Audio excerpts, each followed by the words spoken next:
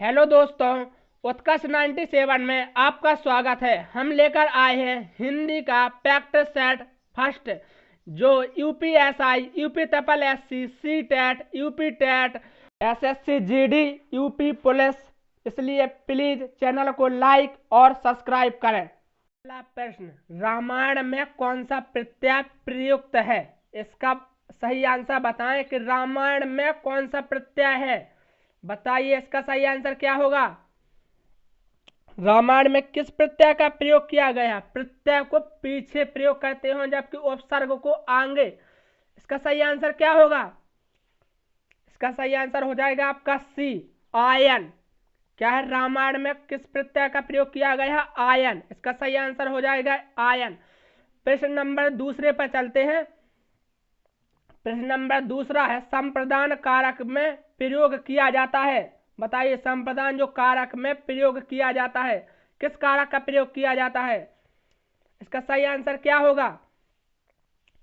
पहला ए है के हेत, बी के वास्ते, सी के निमित्त, या डी उपयुक्त सभी। बताइए इसका सही आंसर क्या होगा। इसका सही आंसर हो जाएगा उपयुक्त सभी, डी सही आंसर हो जाएगा। चलिए प्रश्न नंबर तीसरे पे चलते हैं। प्रश्न नंबर तीसरा है, पपीता और पाव रोटी शब्द हैं। पपीता और पाव रोटी किस प्रकार के शब्द हैं बताना है। पुर्तगाली, फारसी, तुर्की, चीनी। बताइए इसका सही आंसर क्या होगा। इसका सही आंसर हो जाएगा आपका ए। क्या हो जाएगा? ए सही शब्द हो जाए, सही आंसर हो जाएगा पुर्तगाली। चलिए अगले प्रश्न पर चलते हैं। प्रश्न नंबर चौथा, जी हाँ, जी हाँ, अच्छा इत्यादि कैसा विस्मय बोधक अव्यय है? बताइए इसमें अव्यय को पहचानना है, कौन सा अव्यय है। हर्षबोधक, स्वीकार बोधक, संबोधन बोधक, या शोक बोधक। बताइए इसका सही आंसर क्या होगा। इसका सही आंसर हो जाएगा बी, स्वीकार बोधक। अगले प्रश्न पर चलते हैं। प्रश्न नंबर 5वां, उससे लिखा नहीं जाता वाक्य में कौन सा वाच्य है? बताइए इसका सही आंसर क्या होगा। उससे लिखा नहीं जाता है, बताइए इसमें कौन सा वाच्य का प्रयोग किया गया है। इसका सही आंसर क्या होगा। वाच्य को पहचानना है। इसका सही आंसर हो जाएगा सी, भाववाच्य, क्योंकि नेगेटिव पॉइंट को दर्शा रहा है इस वाक्य में। इसलिए जब भी नेगेटिव पॉइंट दर्शाता है 90% वाक्य भाववाच्य होता है। इसका सही आंसर हो जाएगा सी।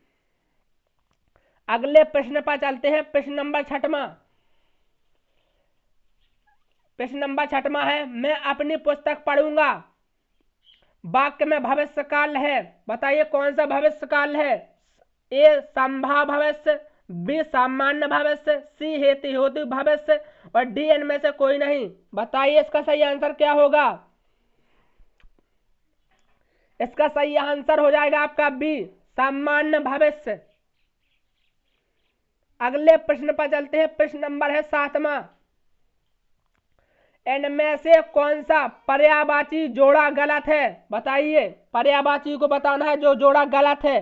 आम रसाल है, सर्प ब्याल है, रक्त लोहित है, या मुर्गा काक है। बताइए कौन सा जोड़ा गलत है।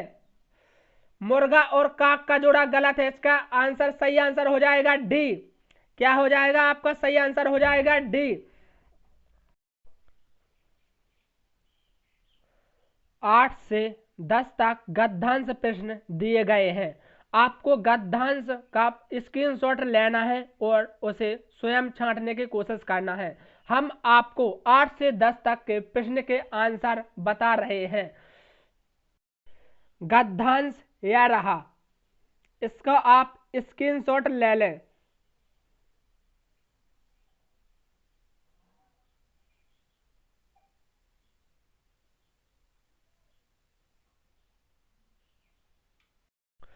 गद्यांश का 8वां प्रश्न यह रहा, यदि संगीत नवीन साहित्य संसार में प्रचलित नहीं हुआ है तो मनुष्य। इसका सही आंसर क्या होगा।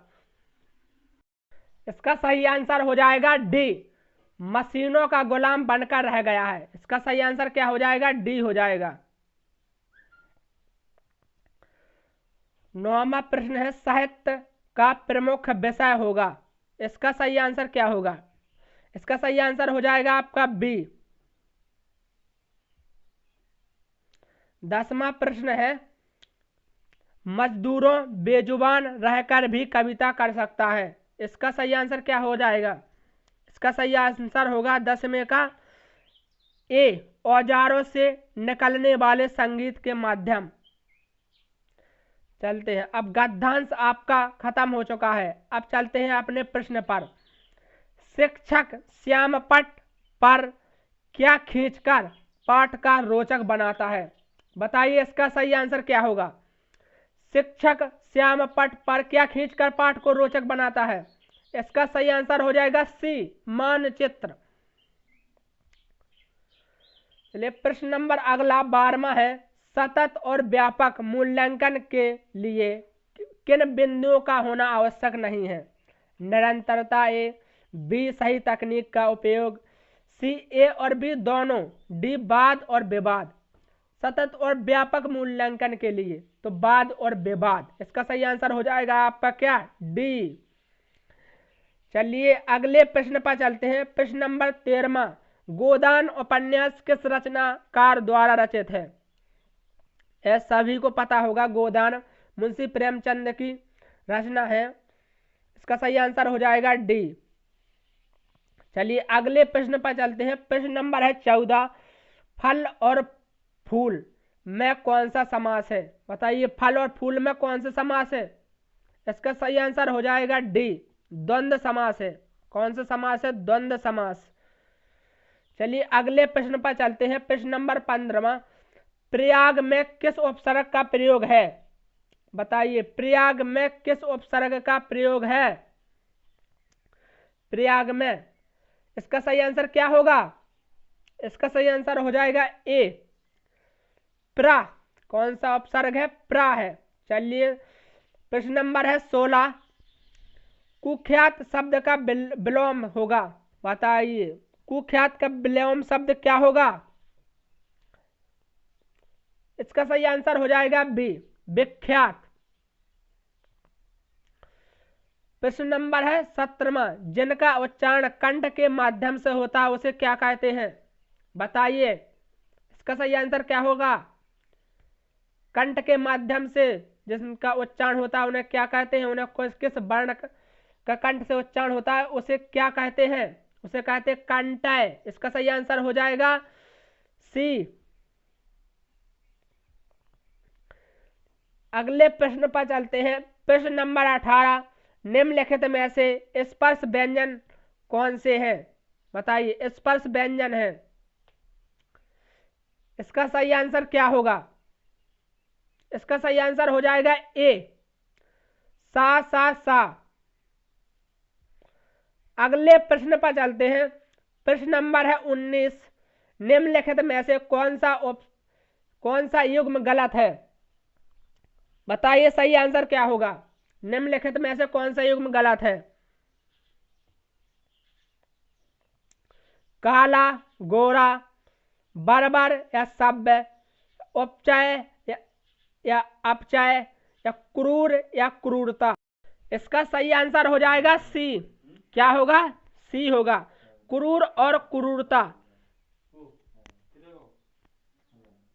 अगले प्रश्न पर चलते हैं। प्रश्न नंबर है 20वां, इनमें से कौन सा पंचमाक्षर नहीं है? बताइए इसका सही आंसर क्या होगा? इनमें से कौन पंचमाक्षर नहीं है?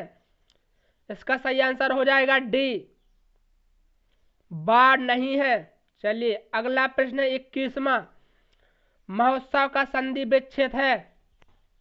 बताइए इसका सही आंसर क्या होगा? महोत्सव का संधि विच्छेद। इसका सही आंसर होगा महाधन उत्सव। इसका सही आंसर हो जाएगा ए। चलिए अगले प्रश्न पर चलते हैं। प्रश्न नंबर 22वां यह रहा, तद्भाव और तत्सम का कौन सा मेल गलत है? गलत बताना है आपको, कौन सा मेल गलत है। इसका सही आंसर क्या होगा? इसका सही आंसर हो जाएगा डी, लाज शर्म। अगले प्रश्न पर चलते हैं, प्रश्न नंबर 23वां। मनु, मानो, मनहु, जनु, जानो और ज्यो का प्रयोग किन अलंकारों में किया जाता है? बताइए इसका सही आंसर क्या होगा। अलंकार बताना है आपको, इन शब्दों का प्रयोग किस अलंकार में किया जाता है। इसका सही आंसर हो जाएगा डी, उत्प्रेक्षा अलंकार। चलिए अगले प्रश्न पर चलते हैं, प्रश्न नंबर है 24वां। रमेश दिल्ली जाएगा कैसा वाक्य है? वाक्य पहचानना है आपको, किस प्रकार का वाक्य है। सरल वाक्य है, मिश्र वाक्य है, या संयुक्त वाक्य है, या कठिन वाक्य है? बताइए इसका सही आंसर क्या होगा। इसका सही आंसर हो जाएगा ए, सरल वाक्य। अगले प्रश्न पर चलते हैं, प्रश्न नंबर है 25वां। जहां किसी व्यक्ति की उपाधियों का विवरण देना हो वहां कौन सा विराम चिन्ह प्रयुक्त होता है? बताइए इसका सही आंसर क्या होगा। इसका सही आंसर हो जाएगा अर्धविराम, बी सही आंसर हो जाएगा। अगले प्रश्न पर चलते हैं, प्रश्न नंबर 26वां। व्याकरण की दृष्टि से कौन सा शब्द अशुद्ध है? अशुद्ध शब्द को छांटना है, कौन सा शब्द अशुद्ध है। इसका सही आंसर क्या होगा। इसका सही आंसर हो जाएगा डी, रचेता। क्या होगा इसका सही आंसर, डी हो जाएगा। अगले प्रश्न पर चलते हैं, प्रश्न नंबर है 27वां। झुंड में कौन सी संज्ञा है? बताइए इसका सही आंसर क्या होगा। झुंड में कौन सी संज्ञा है? झुंड यानी समूह को दर्शा रहा है, इसलिए इसमें इस आंसर आपका सही हो जाएगा, समूहवाचक। अगले प्रश्न पर चलते हैं, प्रश्न नंबर 28वां। निम्न में कौन सा युग्म गलत है? देखिए यहां पर मुहावरे आ गए हैं, बताइए इसमें कौन सा युग्म गलत है। अरंड रोदन करना, ऐसा कथन जिस पर कोई ध्यान न दे, खून पसीना एक करना, कठिन परिश्रम करना, कलम तोड़ना, मारपीट करना, छाती पर मूंग डालना यानी बहुत कष्ट देना। इसका सही आंसर हो जाएगा सी, कलम तोड़ना। अगले प्रश्न पर चलते हैं, प्रश्न नंबर है 29वां। इनमें से कौन सा शब्द युग्म पुल्लिंग है? बताइए पुल्लिंग शब्द को छांटना है, कौन सा शब्द पुल्लिंग है। समाज, मंडल, वन, उपयुक्त सभी। इसका सही आंसर क्या होगा। इसका सही आंसर हो जाएगा उपयुक्त सभी, डी आंसर सही हो जाएगा आपका। चलिए लास्ट क्वेश्चन है, कामायनी किसकी कृति है? बताइए कामायनी किसकी कृति है। इसका सही आंसर क्या होगा। इसका सही आंसर हो जाएगा ए, जयशंकर प्रसाद।